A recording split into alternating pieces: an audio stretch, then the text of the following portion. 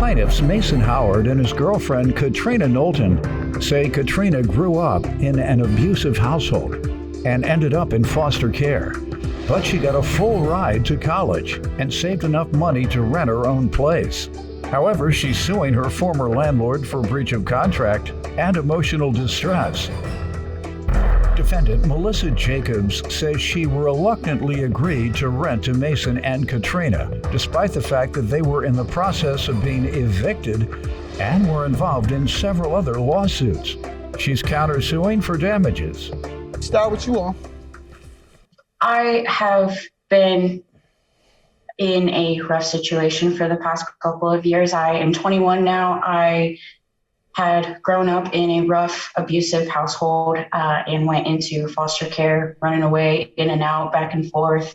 So I got a job and distracted my home life with school and work. Started working at 15 and saved every dime I could so I could move out on my own. I received a full ride to a private college that was like a half hour north of where I was living and graduated with a 3.9 GPA. So, I was ready to go and get my life rolling.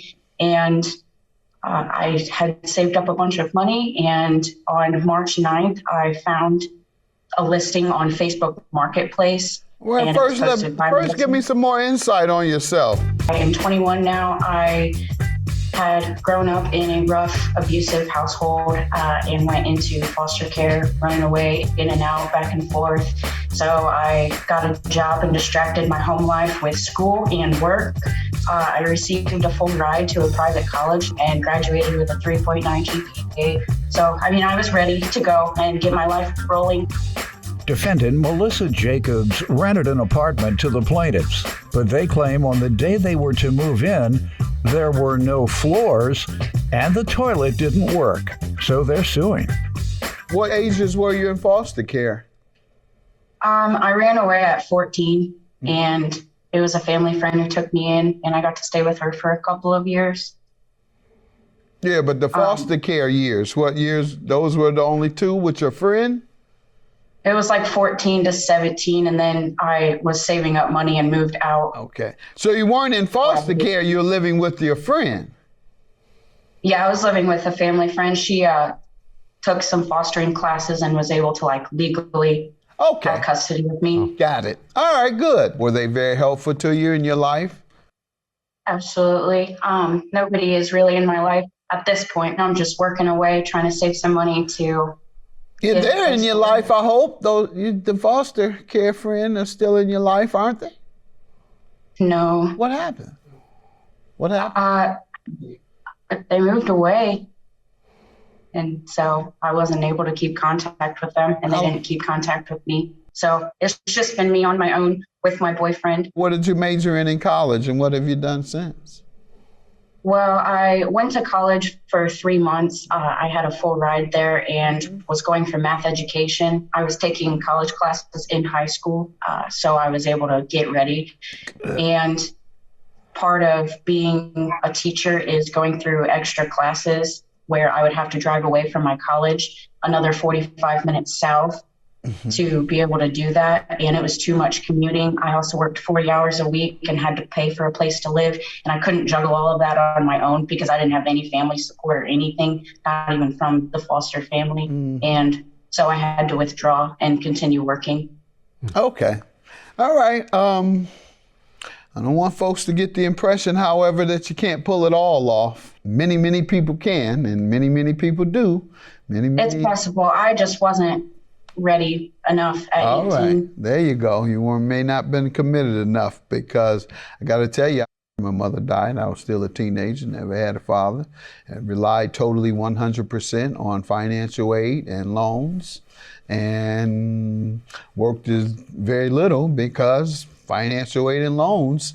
And I believed in myself enough, however, that I would finish and be able to afford repayment of the loans. And that's usually the question that young people have to ask themselves, because there's this, I don't want to get no loan, and I don't have no money, and I don't have parents, my parents can't afford it, and the only way I could go is to get a loan, and I ain't loading up no loans. Why? The purpose of a loan is for you to take the money, use it on your education, graduate, get a job, and you'll be able to pay the loans back. That's the whole reasoning behind federal grants and loans. Now, if you don't think you're gonna finish, young people, yeah, I wouldn't either. Don't take the loan. If you don't have enough confidence in yourself to believe that you can finish, I agree, don't. Do something else. Go to a community college or go to a 6-month program or a 9-month program, or welding is very much in demand. Truck driving is very much in demand. And electricians and construction workers and skilled tradesmen. So I was just trying, ma'am, to teach another lesson. Bet on yourself. That's what it boils down. Bet on yourself. Bet on yourself. Bet on yourself. You gotta know that you're gonna be able to repay any loan. Just like buying a car. Don't buy that car if you don't think that you're gonna have a stable job for those next 3 to 5 years. Same thing, same concept. But I'm glad to hear that you overcame such a major challenge in your life. That's the example I really want people to see, is that you don't give up on yourself. Then bet on yourself. Don't give up like you didn't. You didn't give up. You overcame it. Now you're betting on yourself, and I want you to continue to bet on yourself. How old are you? 21. You got a lot of betting to do. Mm-hmm. You got a lot of betting you can do. All right? And betting on yourself, once again, means take everything you must do to get to the level you want to be at, knowing that once you get to that level, you're going to be straight. You believe you're going to get to that level? You believe you're going to get to a level where you're going to be all right? Whatever sacrifice you might have to make right now? You believe in yourself? Yes. Huh? 3,000%. There you go there. There you go. There you go. Well, quit that job. Get those $15,000 a year loans for 4 years. That's $60,000 you'll owe when you get your bachelor's degree. At $60,000 debt, you'll probably have to pay $500 a month, $6,000 a year. You see? And so it might take you 10 years to pay it off. So if you didn't get that loan and didn't get a professional job or a skilled trades job, you'll be at the minimum wage, jumping from little job to little job. Thank you for sharing that with us, and we're proud of you. Defendant Melissa Jacobs rented an apartment to the plaintiffs, but they claim on the day they were to move in, there were no floors and the toilet didn't work, so they're suing. What did you do? What about him?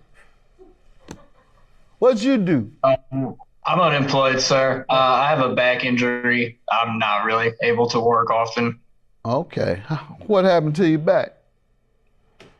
I think just years of bad posture just messed it up. I think I have a slip disc in it. I haven't really had it looked at yet.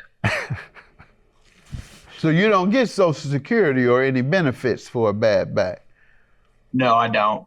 Only benefits you get for your bad back is her working and you playing the video. Because you can't walk much. You can't sit on that couch. Get him! Don't you talk to another person now, don't you? Got you. Man of War or something when he. Yeah, you got the headphones on. Do your voice, and you talking to strangers all across. I'm gonna get you in. Don't they be cursing? I think I heard. I will get you. That'll mess your arm up. I don't know about your back. Your arm cool? I actually don't really play video games either. Oh, my fault. All right. Well, what you do with your time? If you ain't working, what you watch cartoons? What do you do? You can't work. I play music. I play guitar. Okay. I got a back problem too. I've had 2 surgeries, and I can sing. And my wife still pushed me on that plane. Remember, you can sing when you get off work. I gotta have fun with you, sir. Don't come on here if you don't sing. If you don't want to if you don't know that you might be a target for fun. So, push him out with that bad back, like my wife pushes me out with my bad back. Push me out to work. Have him play that guitar when he get home. I know you're doing your best, sir. Congratulations. Seems like you all have a good relationship. That's the most important. You all have a good relationship? Absolutely. All right, good. That's most important. You ain't never got to work long as it's all right with her. All right, ma'am, let's hear from you. You give me some background. Yes, sir. My name is Melissa Are you Jacobs. available later to talk with my wife? Let my wife know that she shouldn't be pushing me out here. I should be able to stay home and sing. I'm sorry, sir. Please forgive me. I hope I'm not offending you. Everybody knows I'm kidding with you, so I'm not embarrassing you. We know nothing about you, so all this junk I'm talking is just that. I'm talking junk. What we do know is you have a stable relationship with your woman. That's a foundation that you all should use to build a nice family together. Ma'am, you give me some background. Yes, sir. I have rental properties. I was approached by them. They were looking for something, and Katrina had asked me some questions, and I told her that she could probably come into my salon, fill out an application, and then I would be willing to show them what I had. She filled out the application, and then she mentioned that he was in the picture, and I said, well, he's going to have to fill out one too. So then I did the background checks, and they were not good. What's wrong with them? What do you mean not good? Well, they were in the process of being evicted, which is why she was in such a hurry to rent from me. And then he has a small claims case from Preferred Auto, and then he has another one from Preferred Auto, and then they've been sued by Open Door. There's a small claims, or there's a collection agency that's looking for him, and then he has a. He was not looking for them. How you know they can't find them? Because I called Open Door to find out what was going on with him, and she told me that they turned the judgment over to a collection agency. And then she had the collection agency call me since I didn't mind. And they said that they hadn't been able to find them. And I gave them the information that I had. Defendant Melissa Jacobs rented an apartment to the plaintiffs, but they claim on the day they were to move in, there were no floors and the toilet didn't work. So they're suing. So why did you lease to them if you know they had such delinquencies on their credit? Because the same story that she just gave you, she gave me. And I thought, if a person's willing to try that hard, that ain't right. give them a second chance. It's not a story, the same truth that she gave me.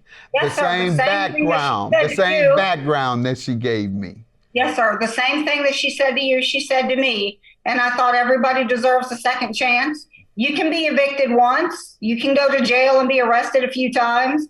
But that was my mistake. You did right. You got to take your chances. Every now and then you get burnt. Some people who take in bad boys and try and convert their lives and try and transform them, they get burnt. People who took me in, my in-laws, my cousin Addison Hines, the others, it paid off. So you keep doing that, all right? I don't want you to stop giving folks like this young lady a second chance. She overcame tremendous obstacles. All right, so how long have you been a landlord? I've had rental property since 2010. Okay. How many? You say properties. How many you have? I have 14 units altogether. Okay. All right. So, young lady, she said she was giving you a second chance and trying to support the success you'd already experienced overcoming your obstacles. I guess that's the best way I would put it. And she said, you let her down. Tell me what happened. The thing about Open Door, I actually have dismissal forms from our county's clerk judge for a wrongful eviction and damages charge. The entire thing was dropped. There's no withstanding debt whatsoever. I had been living with a family friend for over a year. So we didn't get evicted in the first place. So we ended up moving out and moving in with a family friend for over a year while this entire thing was taking place. And we had just received the dismissal forms and showed it to Melissa before we even signed the lease. Okay. So why are you suing her today? What happened here? How did she breach the contract? Well, on March 9th was when I first ever got a hold of her. She is owner of a tanning salon that's in our town as well. So I was unable to reach her through Facebook, reached out multiple times. And so I finally called the salon to see if it was available, and it was. So I asked if I could go talk with her in person, and so we did. And then she said that we went over all of the things that were supposed to be done for the apartment. She said that there were things that needed patched up, things that needed put down, some carpet needed put down. 2 of the rooms, it was a 2-bedroom, 2 of them were supposed to be carpeted. And then the kitchen and bathroom was supposed to be hardwood linoleum. And we had kept in contact back and forth, asking about updates, what's going on, and we kept in touch. And I'm not sure if you have your evidence packet. I have mine. It says on page 4. I have text messages between her, and on the 19th, which was 3 days before moving in, I asked if there were any updates, and her response was 2 rooms were being carpeted. So on the 20th, I was able to meet with Melissa and sign the lease for move-in on the 22nd, which was 2 days after, on a Monday. So we didn't do anything. She handed me the keys. And then on Monday, it was time to move in. We went at about 11 o'clock in the morning, and I took all of the pictures that you can see. The toilet was not attached and leaking. There was standing water in front of the bathroom sink. The flooring was not done at all. The bathroom flooring was done, but there was no actual. You didn't move in though, right? No, sir. We were about to. Did she give you your money back that you put down? No, sir. That's what you're suing for today? I paid for the deposit, a pet deposit, the move-in cost, and I paid extra money ahead of time. Okay, and she hasn't returned any of it? Right. And she hasn't returned any of it? No, Your Honor. Defendant Melissa Jacobs rented an apartment to the plaintiffs, but they claim on the day they were to move in, there were no floors and the toilet didn't work, so they're suing. Tell me what happened. She says that they put all this money down that was requested of them by virtue of the lease, and that you did not deliver the property in the time frame in which you agreed or adhere to the lease. And as such, they want a refund. And so the question is, why won't you give it to them? Because everything was ready to go. The toilet was installed. There was a problem where we were waiting for the flooring. So we needed a nut to be connected in the back of it to attach it. There was no standing water because I had been in there not 2 hours earlier and I had cleaned everything from top to bottom. The only thing that was left when they moved in early was there was about a 6 foot by 6 foot section of linoleum that was going down on the floor. I had said that I would put carpet in the text messages, but then she asked me what I would do if she had a cat. And I said, I'm not inclined to put brand new carpet under a cat. And that's why I put in the laminate flooring instead. I even printed off where she could get a area rug from Home Depot for $35. And I said, you can put a couple of those. They were good size rugs, like 10 by 14. $30 from Home Depot, put those down on the floor because I'm not inclined to put carpet under a cat. Any other reasons your place wasn't prepared for them to move into? You say carpet. Any other issues? The commode was connected and ready. The water was running because I'd been using it. So there was nothing else wrong with it, you say? No, sir. Okay. I was waiting to put the screen door on the downstairs because I figured you say you already did it. There was nothing wrong, you said. Yes, there was nothing wrong. But you just said I was ready to put the screen in. I'm confused. No, sir. You can't be ready and then still have more work to do. I was going to hang the screen door after they moved their things in. They would be less likely to tear up the screen door. It wasn't ready then, ma'am. So far, it wasn't ready with a screen. You can roll your eyes. You can roll anything else you want to roll. I saw you rolling them, but it wasn't ready. What else wasn't ready? She's admitted that the screen wasn't. What else wasn't? Yes, sir.